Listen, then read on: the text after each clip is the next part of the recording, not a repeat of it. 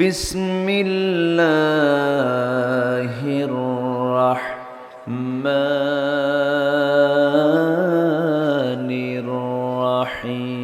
الرحيم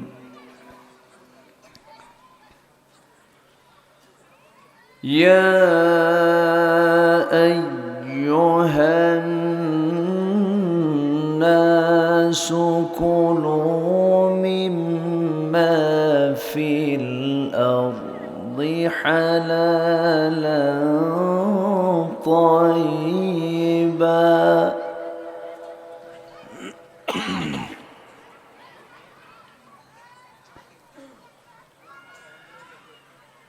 حلالا طيبا ولا تتبعوا خطوات الشيطان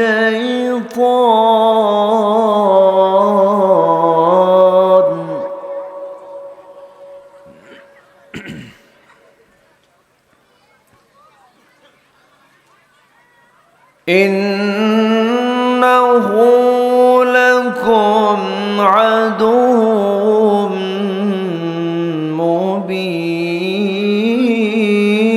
مبين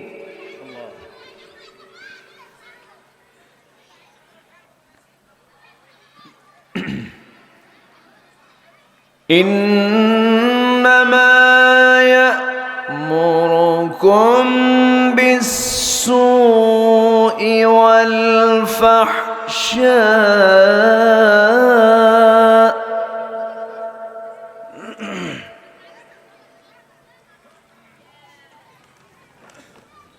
والفحشاء وأن تقولوا على الله ما لا تعلمون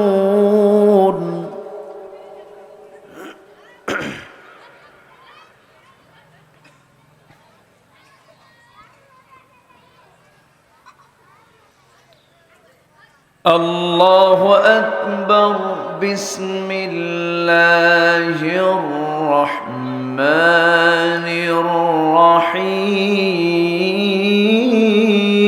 الرحيم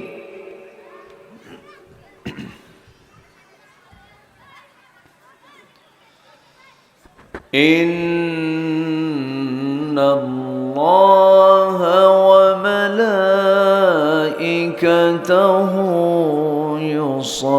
يصلون على النبي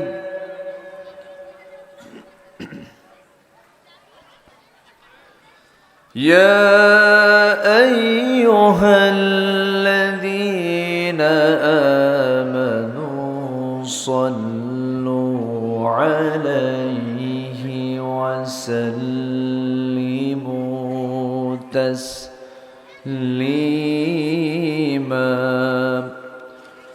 اللهم صل على محمد وعلى آل محمد كما صليت على إبراهيم وعلى آل إبراهيم إنك حميد مجيد اللهم بارك على محمد وعلى آل محمد كما باركت على إبراهيم وعلى آل إبراهيم إنك حميد مجيد آمين কোরআনের সুর মাঝে শুনেছি যে নাম আজানের সুর মাঝেও শুনেছি সে নাম ও নাম শুনেছি আমি আমার হৃদয় হে রাসূল নবীজি তোমায়,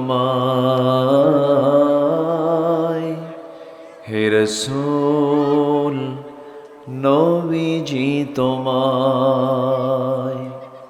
সবাই বলছি সাল্লাল্লাহু আলাইহি ওয়াসাল্লাম।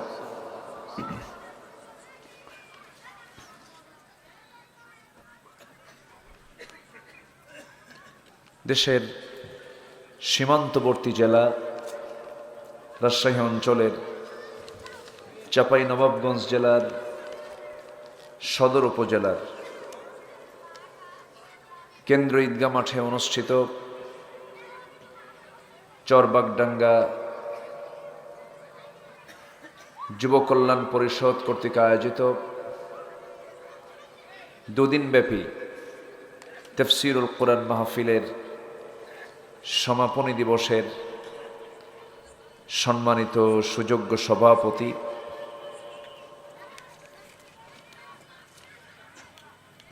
চরবাগডাঙ্গা দাখিল মাদ্রাসার সম্মানিত প্রধান শিক্ষক জনাব মাওলানা মুহাম্মদ ইয়াসিন, আজকের মাহফিলের সম্মানিত মেহমানবৃন্দ, হযরত উলামায়ে কেরাম, ফদলায়ে ইজম, সুশীল সমাজ, জাতির শ্রেষ্ঠ সন্তান শিক্ষক মণ্ডলী, আজকের মাহফিলের প্রধান আকর্ষণ যাদেরকে নিয়ে আজকের এই সাজানো গোছানো বর্ণাঢ্য আয়োজন, তাওহীদের পতাকাবাহী, কালেমার ঝান্ডাবাহী, দ্বীন ইসলামের নরসারদুল বীর মুজাহিদ, প্রাণ প্রিয় সম্মানিত দ্বীনি ভাইরা, আড়ালে বসে আছেন শ্রদ্ধেয়া সম্মানিতা মা বোনেরা। আলোচনার সূচনায় আনুষ্ঠানিকতার মধ্য দিয়ে আমার পক্ষ থেকে আবারও দিল খোলা সালাম, আসসালামু আলাইকুম ওয়া রাহমাতুল্লাহি ওয়া বারাকাতুহু। সালামের জবাব একটু ভিজা ভিজা মনে হচ্ছে। আসসালামু আলাইকুম ওয়া রাহমাতুল্লাহি ওয়া বারাকাতুহু। সবাই কেমন আছেন? জি, আল্লাহ তাআলা আমাকে আপনার মতোই আপনার কাতারেই রেখেছেন, বলছি আলহামদুলিল্লাহ। সারাদিনের সকল কাজকর্মের ইতি টেনে এই বৈরী আবহাওয়ার মাঝেও যে সময় ধীরে ধীরে স্ব বিছানার দিকে চলে যাবে সবাই, ঠিক সেই মুহূর্তে গ্রামীণ জীবনের আপনাদের এই সুন্দর নুরানি চেহারার মানুষগুলোকে আল্লাহ তাআলা এমন সুন্দর জান্নাতের টুকরায় হাজির করার তৌফিক দিলেন। সেই মহান জাল্লা শানুহুর দরবারে আমরা সবাই লাখ কোটি সাজুদ শুকর আদায় করি, মুহাব্বাতান জোরালো কণ্ঠে বলে উঠছি আলহামদুলিল্লাহ। আবারও বলছি আলহামদুলিল্লাহ। চিৎকার মেরে বলছি আল্লাহুম্মা ইন্নী আসআলুকা আল হুদা ওয়াত তুকা ওয়াল আফাফা ওয়াল গিনা। সবাই বলি আল্লাহুম্মা লাকা আসলামতু ওয়া বিকা আমানতু ওয়া আলাইকা তাওয়াক্কালতু ওয়া ইলাইকা আনাবতু ওয়া বিকা খাসামতু। আমরা আল্লাহ তাআলার শুকর আদায় করে নিলাম। সম্মানিত হাজিরিন, মহান রব্বুল আলামিনের অশেষ শুকর যে আমরা এই বৈরী আবহাওয়ার মাঝেও, গতকালকে এখানে মাহফিল ছিল, সে মাহফিল প্রাকৃতিক দুর্যোগের কারণে স্থগিত হয়ে গিয়েছিল। আজকেও মাগরিব পর্যন্ত কম বেশি বৃষ্টির ফোঁটাও পড়েছে, বৃষ্টিও হয়েছে। এর মাঝেও আল্লাহ তাআলা আমাকে আপনাকে শোনার বসার সুযোগ করে দিয়েছেন। এই মেহেরবানিটুকুন কে করেছেন? আসতে বলবেন না, কে করেছেন? আল্লাহ তাআলা করে দিয়েছেন। বেঁচে থাকলে দেখা হয় আল্লাহ তাআলা এই নগণ্য গোলামকে গত বছরও এই ঠিক একই ময়দানে আসার সুযোগ করে দিয়েছিলেন। এই বছর আসতে পেরেছি। গত বছরের চিত্র ছিল একরকম, এই বছরের চিত্র একটু ভিন্ন রকম। 5 অগাস্টের আগ পর্যন্ত এ দেশে বিগত 16 বছর আমাদেরকে মনের মতো করে কথা বলতে দেওয়া হয়নি। আমরা কোরআন এবং সুন্নাহকে সামনে রেখে সুস্পষ্টভাবে হক কথাগুলো বলতে দিতে অনেক বাধার সৃষ্টি করেছে। এর মানে এই নয় যে কথা বলিনি তা নয়, কিন্তু কণ্ঠ রোধ করার চেষ্টা করা হয়েছে বহুভাবে। কিন্তু এই পৃথিবীর ইতিহাস সাক্ষী, যুগে যুগে যারাই দ্বীনের বিরোধিতা করেছে, যারা ইসলামকে নিয়ে নানা ষড়যন্ত্রে মেতে উঠেছে, তারাই ইতিহাসের আস্থা করে নিক্ষিপ্ত হয়েছে। সম্মানিত ভাইয়েরা, সম্মানিত বন্ধুগণ, আমরা ঠিক সেই মুহূর্তে একত্রিত হয়েছি যে সময় স্বাধীনতার পর থেকে নিয়ে আজ পর্যন্ত ইসলাম, মুসলিম অর্থাৎ দ্বীন হিসাবে ইসলাম এবং জাতি হিসাবে মুসলিম বুকের সাহস নিয়ে চলবে এমন একটি সুন্দর স্বাধীন প্ল্যাটফর্ম আমরা 5 অগস্টের পর একটু পেয়েছি। বলি আলহামদুলিল্লাহ, জোরে বলি আলহামদুলিল্লাহ। এই পরিবেশ তৈরি করে দিয়েছেন তিনি কে? আসতে বলবেন না, তিনি কে? আল্লাহ তাআলা। সম্মানিত ভাই সব, গত বছর আমি কোন বিষয়ে কথা বলেছি আমার মনে নাই। বিজ্ঞানময় কোরআন। হ্যাঁ, সুন্দর শ্রোতামণ্ডলী আমাকে মনে রেখেছেন। সায়েন্স এবং কোরআন, এর উপরে আমাকে সাবজেক্ট দেওয়া হয়েছিল, আমি কথা বলেছিলাম। এবছর একটা সাবজেক্ট তারা দিয়েছেন, আমি শুধু আসতে নিয়েই শুনলাম যে এই সাবজেক্ট আমার, আমি জানতাম না, আগে বলা হয়নি, আমি পাইনি এটা। সাবজেক্টটা হলো অবৈধ পন্থায় উপার্জন করার পরিণতি এবং ভয়াবহতা, অর্থাৎ হারাম উপার্জন, তার ভয়াবহতা, তার পরিণতি কি হতে পারে, এই বিষয়ে কিছু কথা আমাকে বলতে বলা হয়েছে। আমাকে সময় দেবেন তো নাকি? কারো কোনো সমস্যা নাই তো? জোরে বলি ইনশা আল্লাহ, আরো জোরে বলি ইনশা আল্লাহ। দূরের মানুষগুলো আসতে পারেন নাই, যারা 15 মাইল 20 মাইল 25 মাইল দূর থেকেও মাহফিলে আসেন। গত কয়েকদিন আগে আমার কুমিল্লা মাহফিল ছিল, সেখানে পার্শ্ববর্তী ত্রিপুরা, আসাম থেকেও মাহফিল অনেক শ্রোতা হাজির হয়েছিলেন। তো এই এলাকার মানুষ কোরআন প্রেমিক, দ্বীন প্রেমিক, তাদের মধ্যে, আপনাদের মধ্যে দ্বীন একটা চেতনা লালন করে যা অনেক জেলাতেই নাই। এরপরেও আজকের এই প্রতিকূল আবহাওয়ার মাঝেও যারা এসেছেন, এক একজন বীর মুজাহিদের ভূমিকা পালন করেছেন। আলহামদুলিল্লাহ, জোরে বলি আলহামদুলিল্লাহ। সম্মানিত হাজিরিন, পৃথিবীতে চলার জন্য 2টা পথ, একটা হচ্ছে বৈধ পথ, আরেকটা কি বলেন বলেন? অবৈধ পথ। একটা লিগ্যাল, একটা ইললিগ্যাল, একটা বৈধ আরেকটা অবৈধ, একটা প্রহিবিটেড আরেকটা হচ্ছে লেজিটিমেট। একটা হালাল, একটা হারাম, একটা ন্যায় আর একটা অন্যায়, একটা আলো আর একটা অন্ধকার। এরকম করেই আল্লাহ তাআলা সবকিছুকে জোড়ায় জোড়ায় দিয়েছেন। হালাল ভিত্তিক জীবন যাপন করতে গেলে আগে বাদ দিতে হবে কি? হারাম। আগে বাদ দিতে হবে কি? হারাম। হারামের তালিকা কিন্তু খুব একটা বেশি না। হারাম খাবার এর আইটেম কিন্তু খুব একটা বেশি না। হালাল খাবারই কম দিয়েছেন না বেশি দিয়েছেন? বেশি আল্লাহ তাআলা দিয়েছেন। হারাম খাবার সীমিত, খুব বেশি কিন্তু নয়। হুররিমাত আলাইকুমুল মাইতাতা ওয়াদ-দামা ওয়া লাহমাল খিনজির। এরপর আল্লাহ বলছেন যেই প্রাণীটা আমার নামে জবাহ হবে না, এই প্রাণী খাওয়া যাবে না।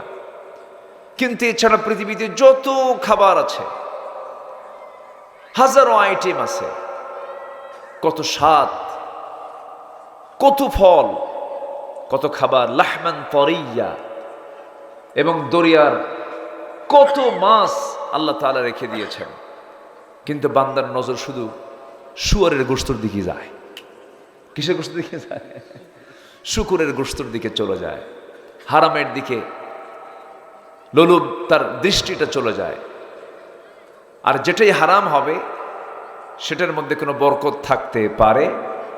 আসতে বলবেন, বরকত থাকতে পারে না।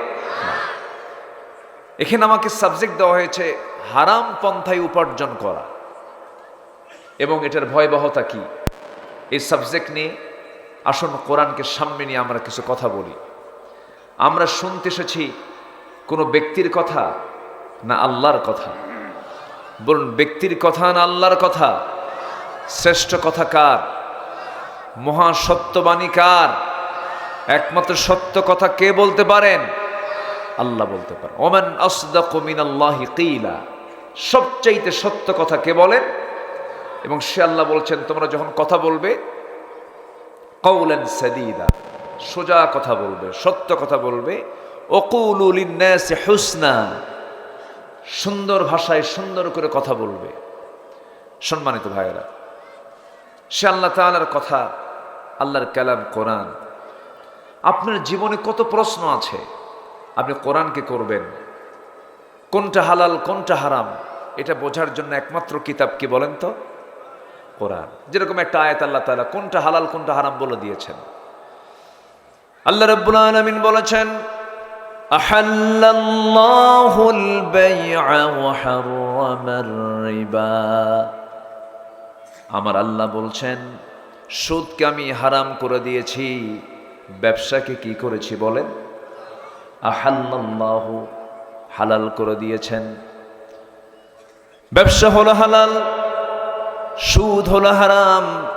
আল হালালু বাইয়িন ওয়াল হারামু বাইয়িন। হালালটা স্পষ্ট, হারামটা স্পষ্ট শরীয়ত করে দিয়েছে। এমন একটা কিতাবের নাম এটা, যত প্রশ্ন আপনি করবেন সব প্রশ্নের জবাব কোরআন দিতে রাজি আছে, প্রস্তুত আছে। আমার জীবনের সমস্ত প্রশ্নগুলো করে করে আমি ক্লান্ত হয়ে যাব। আমার প্রশ্ন ফুরাবে কিন্তু কোরআনের জবাব কখনো ফুরাবে না। জোরে বলি সুবহানাল্লাহ। যেমন ধরুন এই যে আমরা আকাশ দেখছি, এই যে জমিন দেখতেছি, গোটা পৃথিবীর সকল কিছুর সৃষ্টিকর্তাকে, কোরআনকে আপনি যদি প্রশ্ন করেন কোরআন সুন্দর করে জবাব দিচ্ছে। আল্লাহু খালিকু কুল্লি শাইইন ওয়া হুয়া আলা কুল্লি শাইইন ওয়াকিল। জোরে বলুন আল্লাহু আকবার। সূরা জুমার ৬২ নম্বর আয়াতে আল্লাহ রাব্বুল আলামিন বলেন গোটা পৃথিবীর সকল সৃষ্টিগুলো আমি করেছি, আমি সৃষ্টি করেছি, সব কিছু আমার হাতে গড়া, এবং সকল কিছুর তত্ত্বাবধায়ক, উকিল, তত্ত্বাবধায়ক কেউ নয়, একমাত্র তিনি আমার কে? আল্লাহ তাআলা। আমি মানুষ, আমাকে কেন সৃষ্টি করা হয়েছে? কোরআনকে প্রশ্ন করুন। আল্লাহ রাব্বুল আলামিন মানুষকে কেন সৃষ্টি করেছেন তার উদ্দেশ্য কোরআন জবাব দিচ্ছে। ওয়ামা খালাকাতুল জিন্না ওয়াল ইনসা ইল্লা লিয়াবুদুন। জোরে বলুন আল্লাহু আকবার। মানুষকে সৃষ্টি করা হয়েছে একমাত্র কেবলমাত্র উদ্দেশ্য হলো ইবাদত করতে হবে কার? আসতে বলবেন, ইবাদত করতে হবে কার? আল্লাহর দাসত্বের জন্য আমাকে আপনাকে সৃষ্টি করা হয়েছে। নাম্বার 3, এই যে জীবন, এই মৃত্যু আল্লাহ রাব্বুল আলামিন কেন দিয়েছেন, কি জন্য দিয়েছেন? কোরআন জবাব দিচ্ছে, আল্লাযী খালাকাল মাউতা ওয়াল হায়াতা লিয়াবলুয়াকুম আইয়ুকুম আহসানু আমালান ওয়া হুয়াল আজিজুল গফুর। জোরে বলুন আল্লাহু আকবার। তিনি সেই মহান সত্তা যিনি জীবন সৃষ্টি করেছেন যেন তিনি বুঝে নিতে পারেন তোমাদের মধ্যে কোন কোন বান্দাগুলো নেক আমল করে যেতে পারে। জোরে বলি সুবহানাল্লাহ। নাম্বার 4, কোরআন তুমি বলো তো তোমার এই উপদেশ কে কে গ্রহণ করতে পারে, কোন ধরনের বান্দারা গ্রহণ করতে পারে? আল্লাহ রাব্বুল আলামিন বলেন, সায়াযাক্কারু মান ইয়াখশা ওয়া ইয়াতাজান্নাবুহাল আশকাল্লাযী ইয়াসলান নারাল কুবরা সুম্মা লা ইয়ামুতু ফিহা ওয়া লা ইয়াহইয়া। জোরে বলুন আল্লাহু আকবার। কোরআন থেকে উপদেশ নসিহত তারাই একমাত্র গ্রহণ করতে পারে যাদের ভিতরে ভয় আছে। একমাত্র কার? আসতে বলবেন না কার? নাম্বার 5, তোমাকে ভয় করে চললে কি প্রতিদান পাওয়া যাবে? কোরআন জবাব দিচ্ছে, লাকিনিল্লাযীনা ইত্তাকাও রাব্বাহুম লাহুম জান্নাতুন তাজরি মিন তাহতিহাল আনহারু খালিদিনা ফিহা নুজুলাম মিন ইনদিল্লাহ ওয়ামা ইনদাল্লাহি খায়রুল লিল আবরার। জোরে বলুন আল্লাহু আকবার। আল্লাহর ভয় করে চললে পরে তার শুধু একটা মাত্রই প্রতিদান আল্লাহর পক্ষ থেকে, সেটা হলো এপারে দুনিয়া ওপারে জান্নাত। আমাদের সবার জীবনের মূল টার্গেট হলো আমাদের কি অর্জন করা, কি লাভ করা?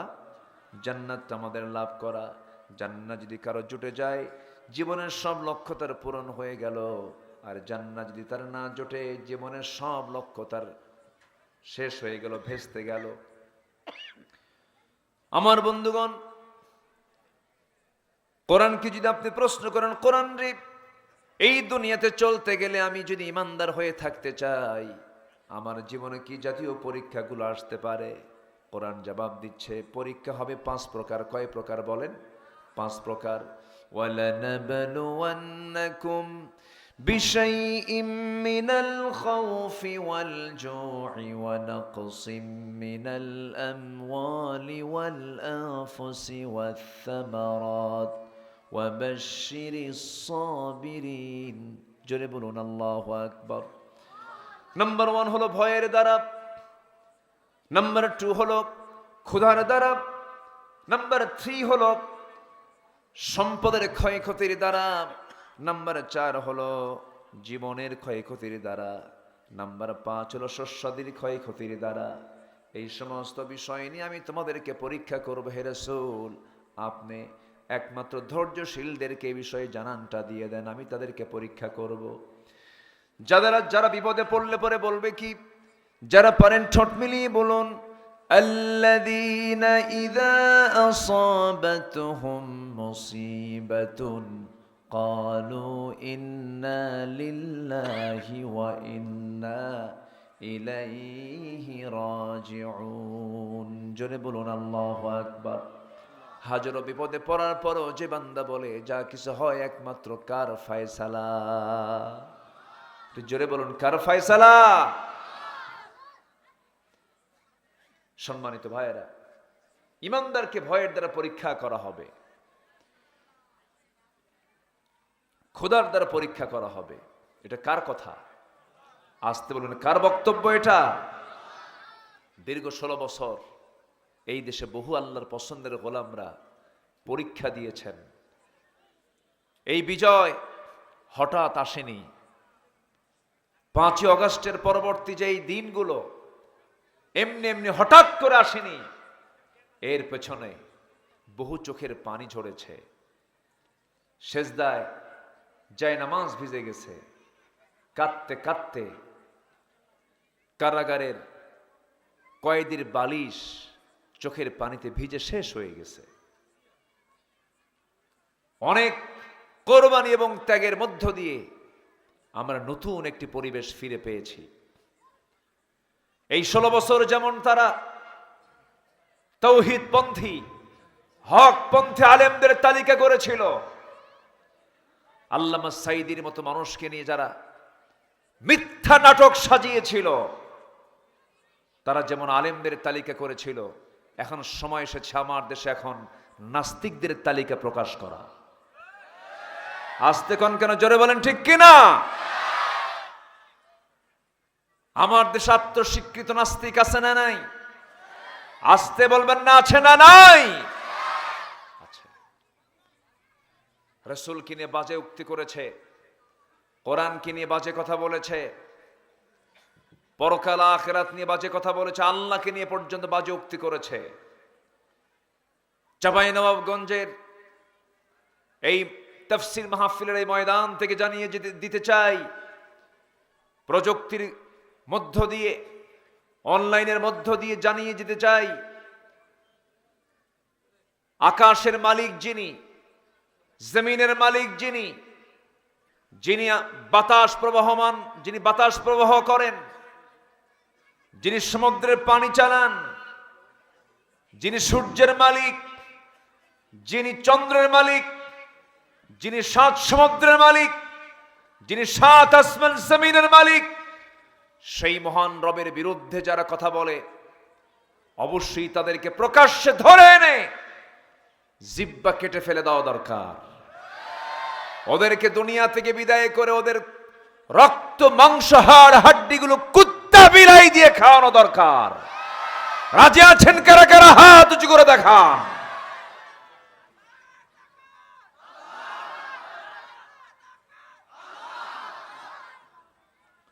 এত আস্তে হাত নামান। আল্লাহ কবুল করুন, জোরে বলি আমিন, আরো জোরে আমিন। ওরা 16 বছর আলেমদেরকে ফতুয়া দিতে দেয়নি, ওরা নিজেরাই ফতুয়া দিয়েছে আগামীকাল ঈদুল আজহার জানাজা নামাজ। হ্যাঁ, সমস্যা নেই, ঈদুল আজহার জানাজা নামাজ হয়। হ্যাঁ, ঈদুল আজহার জানাজা নামাজ। ওরা বলেছে এতদিন ধরে আমরা ফতুয়া শুনেছি লাকুম দীনুকুম ওয়ালিয়া দীন, বুখারী শরীফের 40 পারা। যারকান নাউযুবিল্লাহ।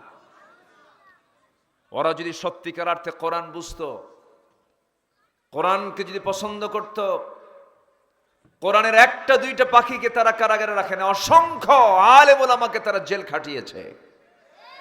আস্তে কোন কেন? জেল খাটিয়েছে। সম্মানিত ভাইয়েরা, একটু কান লাগান, মনোযোগ দিয়ে আমরা কথাগুলো শুনি। গোটা পৃথিবীর ভৌগোলিক অবস্থান অনুযায়ী ফিলিস্তিন যতটুকু ঝুঁকিতে আছে, এর চাইতে বড় ঝুঁকি হলো আমার দেশের এই ভূখণ্ড। ঠিক কিনা? আমাদের একমাত্র সাহস হলো কার ভরসা, কার তাওয়াক্কুল? আল্লাহর প্রতি তাওয়াক্কুল। ঈমান, মজবুত ঈমানই আমাদেরকে বিজয় এনে দিতে পারে। আমার সন্তানরা, আমাদের সূর্য সন্তানরা, আমাদের ছাত্ররা কেমন করে বুকের তাজা, বুকটা পাতিয়ে দিয়ে তাজা প্রাণগুলো কেমনে ঝরে গেল, গুলির সামনে বুক পেতে দিল। আবু সাঈদ চলে গেল, মুগ্ধতা ছড়িয়ে আমাদেরকে কাঁদিয়ে দুনিয়া থেকে বিদায় নিল। এই যে ত্যাগ, এই কোরবানির জন্য এই বিজয়টাকে টিকে রাখার দরকার আমাদের আছে না নাই? আচ্ছা, সম্মানিত ভাইয়েরা, সম্মানিত বন্ধুগণ, ম্যাক্সিমাম মাহফিলে যখন আমি উঠতাম,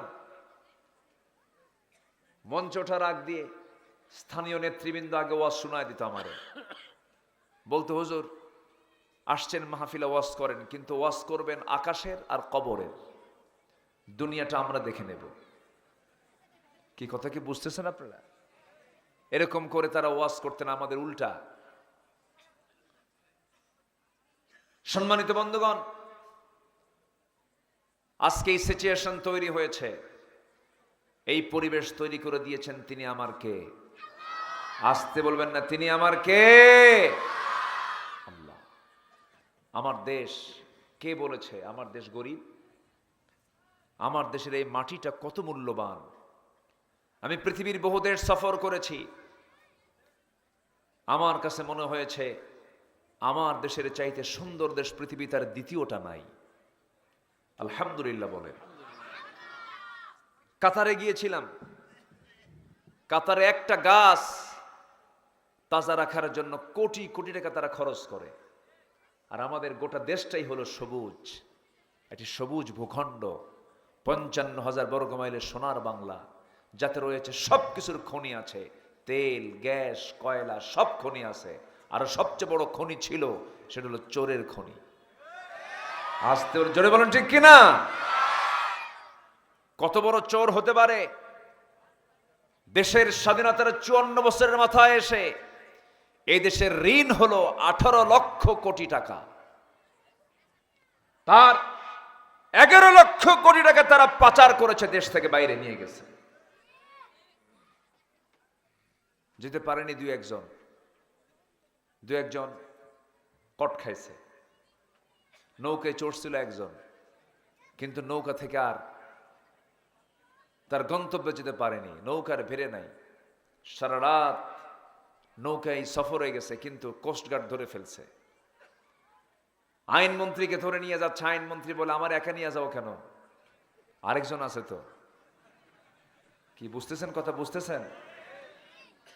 বলে যে কই দেখি না তো, কোথায় বসে আছে, কোথায়, কই যে বসে আছে, কার মাথার চুল কালো, মুখে দাড়ি নাই, ওটা কে? ভালো করে দেখো, ওটাই দরবেশ। সম্পত্তি দিয়ে করবেন কি? বিশাল সম্পদের পাহাড়। হলমার্ক কেলেঙ্কারি, শেয়ার বাজার কেলেঙ্কারি, কত কি করলেন আপনি, কিন্তু লাভ তো কিছুই হলো না। হারামের কোন আরাম। আজকে আমার সাবজেক্ট কি? অবৈধ পন্থায় উপার্জন করলে তার পরিণতি কি হয়? সালমান এফ রহমান আসতে কয়, ঠিক কিনা?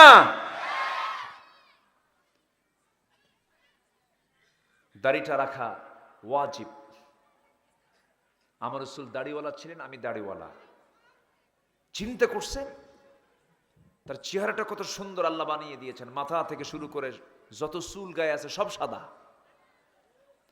মাথার চুলও সাদা, দাড়িটাও সাদা। এই দাড়িটা কাটলো, আবার একজন বিচারপতি বাঁচার জন্য সে আবার দাড়ি রাখলো।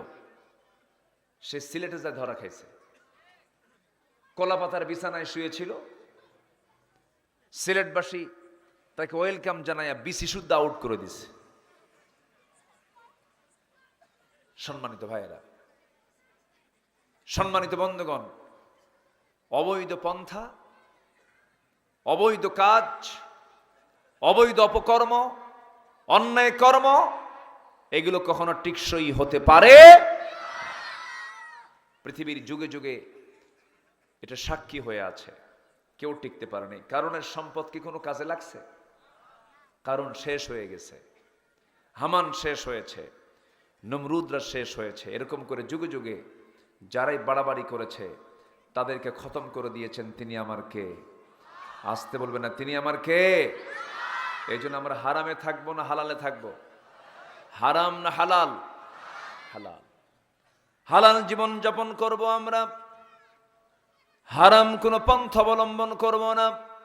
আল্লাহ রাব্বুল আলামিন সুন্দর করে বলছেন, ইয়া আইয়ুহান নাসু কুলু মিম্মা ফিল আরদি হালালান তাইয়িবান ওয়া লা তাত্তাবিউ খুতুওয়াতিশ শাইতান ইন্নাহু লাকুম আদুউম মুবিন। إنما يأمركم بالسوء والفحشاء وأن تقولوا على الله ما لا تعلمون জোরে বলুন আল্লাহু আকবার। আমার বন্ধুগণ, আল্লাহ বলছেন, হে মানব মণ্ডলী, এই জমিনে তোমরা যা কিছু খাবে সেটা হতে হবে হালাল এবং পবিত্র, তাইয়্যিবা, হালাল এবং পবিত্র খাবার তোমরা খাবে এবং শয়তানের তোমরা পদাঙ্ক অনুসরণ করবে না। হালাল কিছু খাবে, হালালের সঙ্গে থেকে যাবে। হারাম উপার্জন করতেছো, তুমি কতটুকু খাবে? তুমি যা খাবে তার চেয়ে বেশি অংশ তোমার রেখে যেতে হবে, সন্তানরা খাবে। তুমি অবৈধ ইনকাম করবি, সম্পদের পাহাড় বানায় রেখে চলে যাবে, সন্তানগুলো সেই সম্পদগুলো সব দখল করে ফেলবে। তুমি করেছ অবৈধ কামাই, তোমাকে জাহান্নাম কাটতে হবে, আর তোমার সম্পদ ভোগ করবে তোমার সন্তানরা, লাভটা কি? এই জন্য আমার বন্ধুগণ, হালাল জীবন যাপন করতে হবে। তলাবু কাসবুল হালালি ফারিদাতুন আলা কুল্লি মুসলিম। জ্ঞান অর্জন করা যেমন সবার জন্য ফরজ, তেমনি হালালের জ্ঞান অর্জন করা সবার জন্য, আসতে কয়, সবার জন্য ফরজ। জানতে হবে কোনটা হারাম কোনটা হালাল, আমাদের জানা দরকার। আমার বন্ধুগণ, হারাম খাদ্য উপার্জিত, হারাম খাদ্যে গঠিত যে দেহ, এই দেহ দিয়ে নামাজ পড়লে নামাজ কবুল হবে না। হারাম খাবার খেয়ে জিহবা দিয়ে যা আল্লাহর কাছে চাইবো আমি, সেই চা আল্লাহর দরবারে মঞ্জুর হবে না। আল্লাহর দরবারে আমার সকল দোয়া ইবাদতগুলো কবুল হওয়ার জন্য পূর্ব শর্ত হলো হারাম রুজি না হালাল রুজি। আজ তো বলে হারাম রুজি না হালাল রুজি? হালাল রুজি। আমি কি শেষ করে দেব? আলোচনা চালাবো? জোরে বলি ইনশাআল্লাহ। কিছু বাচ্চারা নড়াচড়া করছে, ঘোরাফেরা করছে, ওদের কিছু আওয়াজ আমার কানে আসতেছে, একটু খেয়াল করার চেষ্টা করেন। ওরা যেন মাহফিলে থাকুক, যেন ওদের কোনো আওয়াজ যেন মাহফিলের আলোচনার সৌন্দর্যকে যেন বিঘ্নিত না করে, নষ্ট না করে। সম্মানিত ভাইয়েরা, তাহলে এত যে দোয়া করি আমরা, এত যে আল্লাহর কাছে চাই, এই দোয়াগুলো যায় কোথায়? দোয়া কবুল হওয়ার কিছু শর্ত আছে না নাই? আসতে বলবেন না, আছে না নাই? আবার ইবাদত কবুল হওয়ারও কিছু শর্ত আছে না নাই? আছে। আমার ইবাদত কবুল হবে তখন যখন আমি ওই শর্তগুলো পূরণ করব। তো ইবাদত কবুলের ক্ষেত্রে কিছু অন্তরায় আছে, যে চরিত্রগুলো থাকলে পরে, যে দিকগুলো বান্দার মধ্যে উপস্থিত থাকলে পরে তার কোনো ইবাদত আল্লাহর দরবারে মঞ্জুর হবে না। এর মধ্যে এক নাম্বার হলো হারাম রুজি না হালাল রুজি? বলেন, হালাল না হারাম? হারাম রুজি দিকে উপার্জন করে তাহলে তার কোনো দোয়া আল্লাহর দরবারে কবুল হবে না। একটু কান লাগাবেন, মনোযোগ দিয়ে শোনার চেষ্টা করবেন। সাইয়্যিদিনা আবু বকর সিদ্দিক রাদিয়াল্লাহু তাআলা আনহু প্রচন্ড ক্ষুধার্ত অবস্থায় ঘরের মধ্যে ঢুকলেন। ঘরের মধ্যে ঢুকে স্ত্রীকে ডাক দিয়ে বলছেন, স্ত্রী, আমার প্রচন্ড ক্ষুধা লেগেছে। তার সামনে খাবার হাজির করা হলো। খাবারটার উৎস তিনি জিজ্ঞাসা করলেন না, প্রচন্ড ক্ষুধা লাগার কারণে গোগ্রাসে খেয়ে নিলেন। খুব ক্ষুধার্ত পেট ছিল, খেয়ে নিলেন। খাওয়ার পরে তিনি জিজ্ঞাসা করছেন, আমার স্ত্রী, জিজ্ঞাসা করতে ভুলে গিয়েছিলাম, প্রচন্ড ক্ষুধা লেগেছিল, যে খাবারগুলো তুমি আমাকে খাওয়ালে, এই খাবারগুলোর উৎসটা কোথায়? এই খাবারগুলো তুমি কোথা থেকে পেয়েছো আমাকে জানাও। যখন বলা হলো, সম্পূর্ণ বিবরণ যখন দেওয়া হলো, মনে মনে চিন্তা করলেন যে খাবারগুলো খেয়েছে সম্পূর্ণ খাবার, হারাম খাবার আমি মুখে নিয়েছি। সঙ্গে সঙ্গে মুখের মধ্যে 4টা নখ ঢুকায় দিলেন। জোরপূর্বক সমস্ত খাবারগুলো বমি করে বের করে দিয়ে তিনি বলে ফেললেন, আমার স্ত্রী, আল্লাহর কসম করে বলি, হারাম খাবার দিয়ে অর্জিত যে দেহ, যে রক্ত, এই রক্ত, এই দেহ দিয়ে যতই আমি সেজদা দেই, আল্লাহর কাছে চাই, আল্লাহ সেই দোয়া, সেই ইবাদত কখনো কবুল করবেন না। নাউজুবিল্লাহ। আমার ভাইরা, এই জন্য হালাল রুজি উপার্জন করতে হবে। হারামকে সম্পূর্ণ করে বর্জন করতে হবে। হারাম ভিত্তিক জীবন যাপন করা যাবে না, হারাম কাজে যাওয়া যাবে না। তাআওয়ানু আলাল বিররি ওয়াত তাকওয়া ওয়ালা তাআওয়ানু আলাল ইসমি ওয়াল উদওয়ান। তোমরা পুণ্যের কাজে, তাকওয়ার কাজে পরস্পরকে সহযোগিতা করো, পাপের কাজে, অন্যায় কাজে তোমরা পরস্পরকে সহযোগিতা করো না। আল্লাহ রাব্বুল আলামিন তাই স্পষ্ট করে জানিয়ে দিয়েছেন। তাহলে আমরা যে ইবাদত করি, ইবাদত কবুল হওয়ার পথে বাধা হলো 10টা। বাধা হলো কয়টা? 10টা। বলেন কয়টা? বলেন 10টা। অন্তরায় কয়টা? বলেন 10টা। এর মধ্যে 1 নম্বর হলো হারাম রুজি উপার্জন করা, হারাম পন্থায় টাকা পয়সা ইনকাম করা। এমন লোক বুঝি বাংলার জমিনে নাই? আসতে বলবেন না, আছে না নাই? এলাকায় কি সুদ আছে? সুদ আছে? আজ থেকে সুদ আছে? বলবো, কথা বলবো। এই এই যে মাইকম্যান, এই দিক যায় কেন? তো আমি কয়বার ঠিক করবো এটা? লক্ষ্য করেন না আপনারা?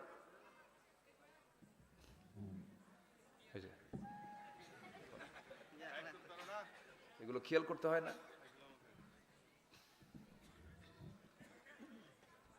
সম্মানিত ভাইয়েরা, সুদের যে কথা বলছি, আবার কষ্ট পাচ্ছেন না তো? নাকি এটা পাল্টায় দিয়ে ওয়াজ নাকি?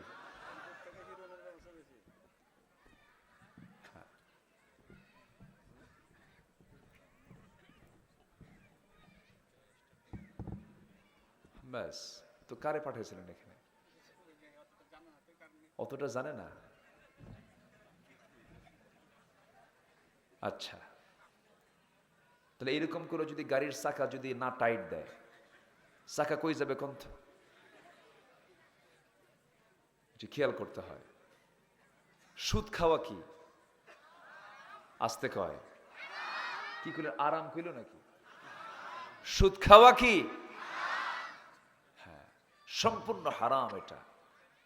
অথচ সেই সুদ আমার দেশে আছে না নাই? কোন জেলা কি বাদ আছে? জাতীয়ভাবে সুদ স্বীকৃত। এমন কি এদেশের রাষ্ট্রায়ত্ত যে ব্যাংক, এটাও সুদ ভিত্তিক। তাহলে দোষ শুধু আপনার এই চাঁপাইনবাবগঞ্জের নয়, এটা হলো এই সমস্যা আঞ্চলিক না জাতীয়? আঞ্চলিক না জাতীয়? এই জাতীয় সমস্যা দূর করার জন্য ব্যক্তিগত উদ্যোগ দরকার না জাতীয় উদ্যোগ দরকার?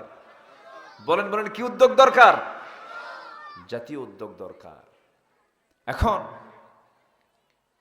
এই সুদ সমাজ থেকে নির্মূল করার জন্য 1000 বছর দোয়া করে কি কাম হবে? শুধু দোয়া করে কাম হবে? আবু জেহেলের যুগে কি সুদ ছিল? আসতে বলে, সুদ ছিল কিনা বলেন? তাহলে আবু জেহেলের যুগেও সুদ ছিল, আমাদের যুগেও সুদ আছে। আবু জেহেলের সমাজে মদের বোতল ছিল, আমাদের সমাজে কি মদের বোতল আছে? রাজশাহীতে নাই, চাপায় আছে? আছে। তাহলে আবু জেহেলের যুগে মদ ছিল, আমাদের যুগেও মদ আছে।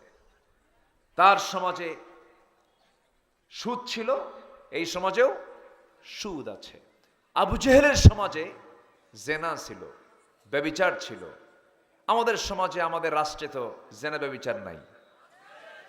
আসতে বলবেন না, আছে না নাই? তাহলে আবু জেহেলের সমাজকে আমরা কি মানে মডেল সমাজ বলি না জাহেলি সমাজ বলি? কি সমাজ বলেন? জাহেলি সমাজ। কেন? সুদ ছিল, জেনা ছিল, মদ ছিল, খুন ছিল, এগুলো ছিল। এগুলো তো আমার দেশে নাই। আসতে বলে, আছে না নাই? আচ্ছা, তাহলে আমরা যে 5 আগস্টে আমাদের যে একটা পরিবর্তন আমরা দেখেছি, একটা বিজয় যে এসেছে, আসলে কি প্রকৃত বিজয় কি এখন আমাদের হাতে এসেছে? আসতে বলবেন না, হাতে এসেছে? এই ওঠে কেন? এই যে এই কি, আমি কি শেষ করে দেব? তো ওঠে কেন? এটি কি জনসভা না মাহফিল?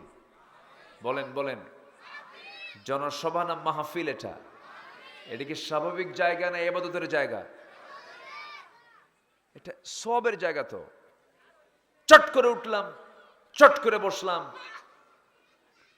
মনে চাইলে বসলাম, মনে চাইলে উঠলাম, এটা এই জায়গা নয়। এটা হলো এমন একটা জায়গা, মাথায় রাখবেন, যতক্ষণ বসে আছি ততক্ষণ সওয়াব লিখতেছে ফেরেশতারা।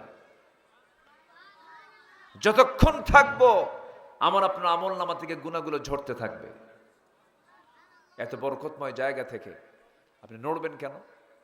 একটু মনোযোগ দিয়ে কথাগুলো শুনুন, তাহলে আমার ইবাদত, আমার দোয়া সব কবুল হবে।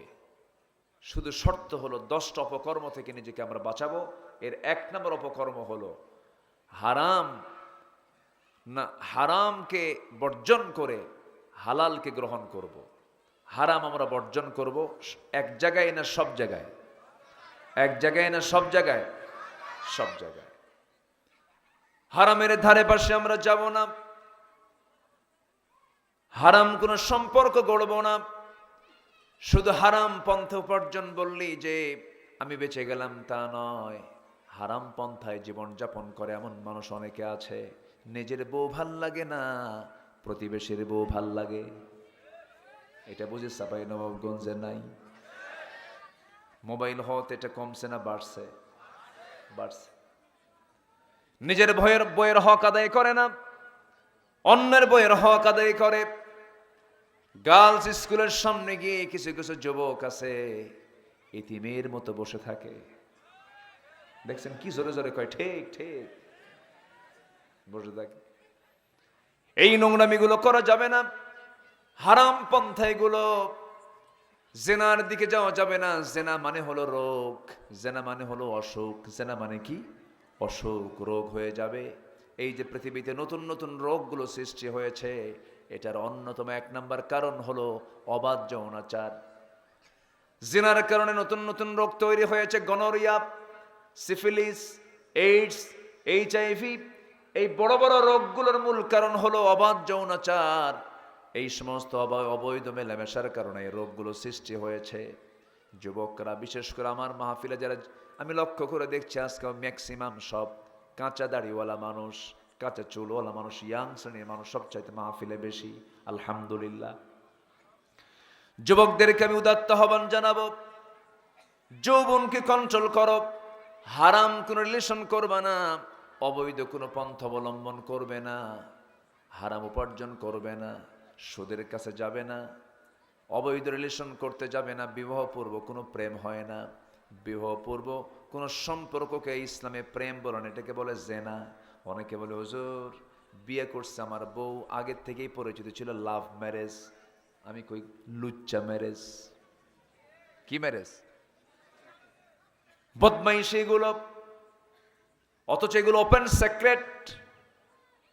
আপনি নবাবগঞ্জ কলেজ মাঠে চলে যান, রাজশাহী ইউনিভার্সিটির সামনে চলে যান, ঢাকা ইউনিভার্সিটির সামনে চলে যান, চট্টগ্রাম ইউনিভার্সিটির সামনে চলে যান।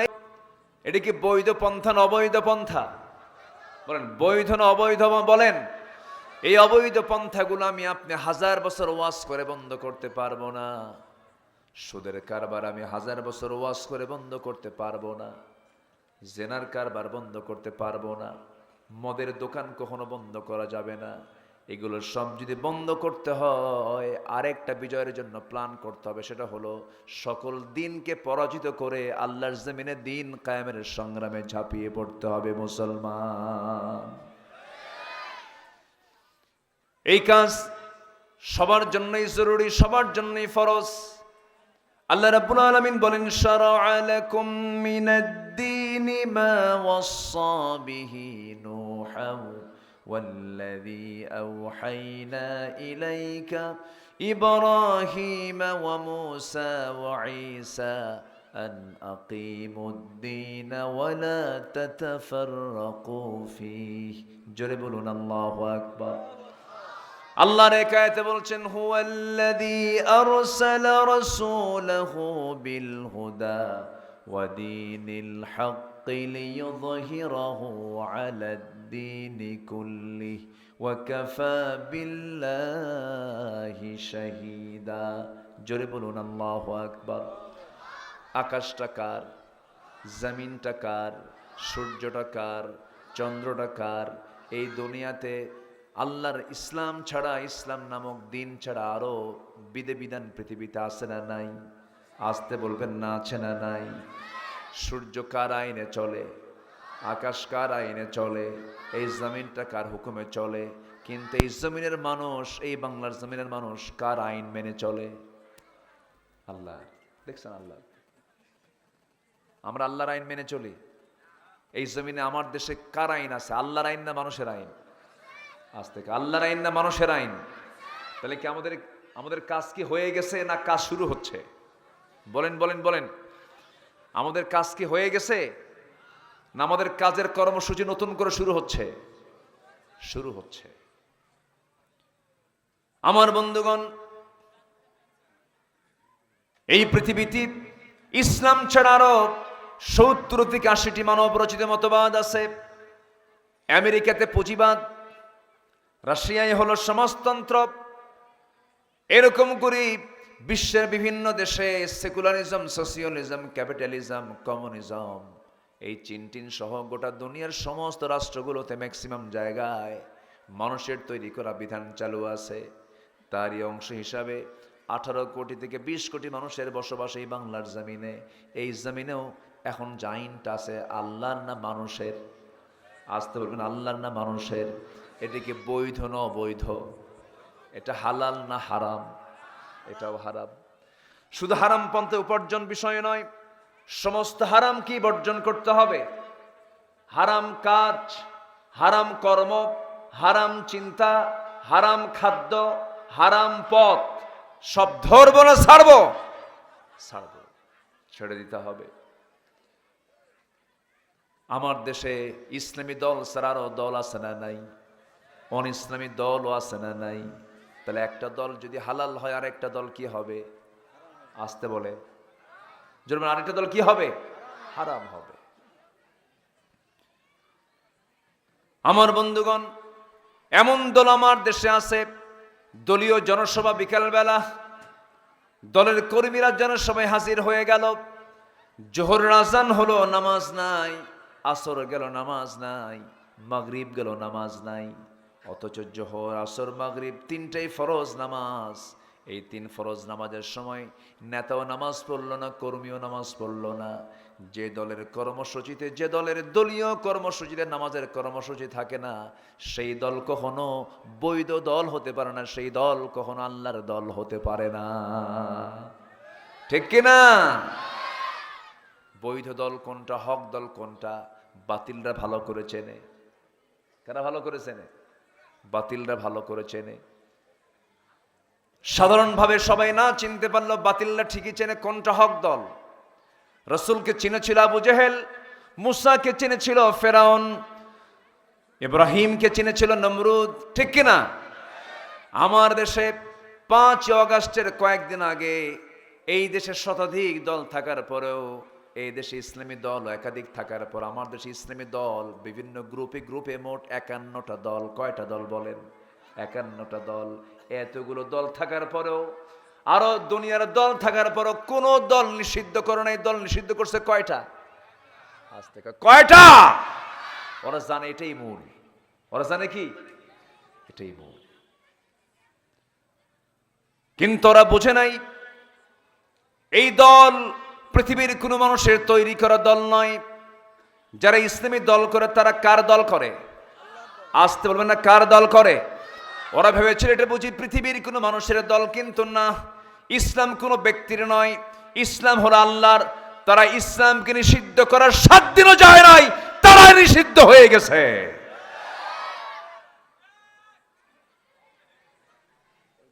এই ঠিকটা ঠিক সময় বললেন, একটু লেট না? লেট গ্রুপ হয়ে গেছে। আমি কি আলোচনা চালাবো? কারো কোনো আপত্তি নাই তো? জোরে বলি ইনশাআল্লাহ। আরো জোরে বলি ইনশাআল্লাহ। ওইদিকে এখন যাওয়া যাবে না, শেষের দিকে যাবে না তো, মানুষ আছে তো। সবাই বসো। লোকজন তো আসার উপরই আছে দেখতেছি, তাই না? হ্যাঁ, কি আবার চলে যাচ্ছে নাকি? এই জায়গাটা ধরেন তো, এই কোন দিক দিয়ে যায়, আবার আসেও দেখি, আবার সমস্যা নাই, এরকম হবে। কি বৃষ্টির ভাব কি দেখা যাচ্ছে? একটু ফোটা ফোটা পড়ে, আল্লাহু আকবার, আমি তো টের পাচ্ছি না, তাহলে আমারই ঢেকে দিয়েছেন কেন? এ তো অসমনীতি হয়ে গেল এটা। তাহলে ইবাদত কবুলে বাধা হলো কয়টা কাজ? মনে আছে আমাদের কয়টা কাজ বলেন তো? বলেছি কয়টা, আরো আছে কয়টা? এখন বলেন, ওয়াজ কি শুরু না শেষ? ওরে নুরু, ওয়াজ কি শেষ না শুরু? তো বৃষ্টি আসুক, সমস্যা কি, বসেন। গতকাল উপরে আপনাদের জন্য সাজানো ছিল সামিয়ানা, নাই, উড়ে চলে গেছে। তাহলে মাহফিল কমিটি, তাদের কি চিন্তা কমছে না বাড়ছে বলেন তো? আসতে কমছে না বাড়ছে? বাড়ছে। তো তাদের চিন্তা একটু দূর করার দায়িত্ব তাদের একার না সবার? আমার দেশের মসজিদ মাদ্রাসাগুলো চলে সরকারের টাকায় না জনগণের টাকায়? মাহফিলগুলো চলে সরকার না জনগণ? তো যদি আপনাকে একটু বলি, আপনি কি দৌড় মারবেন? দৌড় মারবেন? সবাই বসবেন, আমি 2 মিনিট আমি একটু গরম পানি খাবো, আর আপনি যতটুকু পারেন, কোনো জোরপূর্বক নয়, আল্লাহ যে আমাদের কাছকে মাহফিল শোনার সুযোগ করে দিয়েছেন, আলহামদুলিল্লাহ।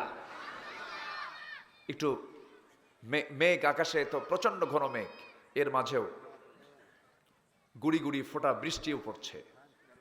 এর মাঝে আমি একটু 2 মিনিট আমি সবার কাছে করজোরে মিনতি জানাই, এই হাতটা কে দিয়েছেন? এই হাত দিয়ে কোরআনের জন্য আপনার অ্যাকাউন্টে আপনি জমা দিবেন। যা দিবেন আপনি পাবেন, যা দিবেন না ওটা ছেলে পাবে, মেয়ে পাবে। একটু ব্যাগ যাচ্ছে, কই ব্যাগ যাচ্ছে, তাদের ব্যাগটা নিয়ে সবাই যাচ্ছে। যে যা পারেন, 5, 10, 20, 50, 100, 500, যে যা পারেন আমরা দেওয়ার চেষ্টা করব ইনশাআল্লাহ। জোরে বলি ইনশাআল্লাহ। একটু জিকির করেন, সুবহানাল্লাহ আলহামদুলিল্লাহ। একটা লোক উঠবেন না, একটা লোক উঠবেন না, জিকির করে সুবহানাল্লাহ আলহামদুলিল্লাহ। বৃষ্টির ফোঁটা কি পড়তেছে? ফোঁটা পড়ে, উঠবেন না, বসেন, একটু মেহেরবানি করে বসুন না ভাই, একটু বসুন। একটু ব্যাগ দিলাম, আপনি চলে যাচ্ছেন, এটা কেমন কথা? একটু বসুন, হ্যাঁ জি, একটু বসুন। আর ব্যাগগুলো যাচ্ছে, আপনার হাতের হকটা একটু আদায় করবেন, সবাই দেবেন ইনশাআল্লাহ। আর আমরা মনে হয় দোয়ার দিকে চলে যাব, আমরা আস্তে আস্তে ছোট্ট একটা দোয়ার মধ্য দিয়ে আমরা শেষের দিকে চলে যাচ্ছি। আমরা চাইবো কার কাছে? আল্লাহর কাছে। আর ভাই, আপনি একটু গেটে চাদর দিয়ে ধরতে বলেন, চাদর দিয়ে, হ্যাঁ গেটে। আমরা সবাই যে যেখানে আছি, আমরা চাইবো কার কাছে বলেন তো? আল্লাহর কাছে। আমরা সবাই দোয়ায় শামিল হব, আমরা একটু দোয়ায় শামিল হব ভাই। যতটুকু পারি আমরা আল্লাহর পথে দেব, একটা হাতও যেন মিস না হয়। আমার মা বোন যারা আসছেন, মা বোনদের ভেতর থেকে যারা ভলেন্টিয়ার আছেন, সবাই কম বেশি দেবো ইনশাআল্লাহ। আল্লাহ তুমি সবাইকে দিল থেকে দেওয়ার তৌফিক দিয়ে দাও।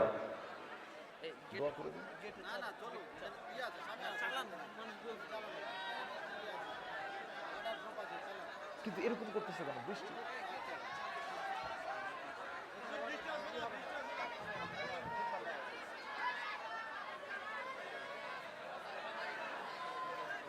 জিকির করে সুবহানাল্লাহ।